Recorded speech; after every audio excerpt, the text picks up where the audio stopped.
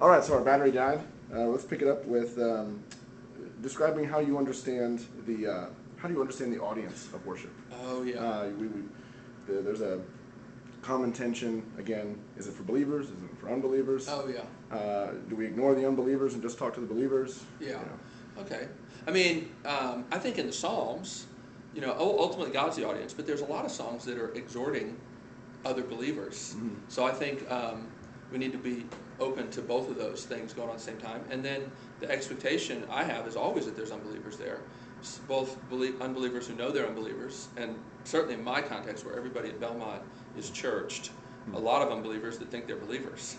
And the good thing about this sort of understanding that the gospel is what believers and unbelievers need, that it's not just for getting converted, it's also for growing as a Christian, means you don't really have to get that all figured out.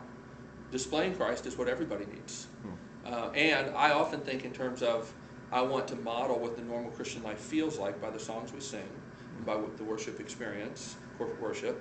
And that's good for unbelievers, but it's also good for believers. Because my context, most of the students I work with, they think they're crazy because they feel doubts and struggles that they've never sung songs that help them understand that's typical. So I'm really concerned that we model the normal Christian life for people, and that's good for everybody. Yeah, no doubt. Last question. What's really going on Lost? Ha! I don't know, but we love that show. But it got to the point where it's just too complicated for me to try to follow the big picture, big story, theories. I just like to watch it for the fun of it and to see what's going to happen next. And I can't wait for it to start again. So no theory? I really have no theory. Yeah. It kind of got to the point where it just got so complicated I can't put it all together, and my little pea brain just said I'm done. I'm just going to watch it as a passive observer. Awesome. Well, thanks for being with us.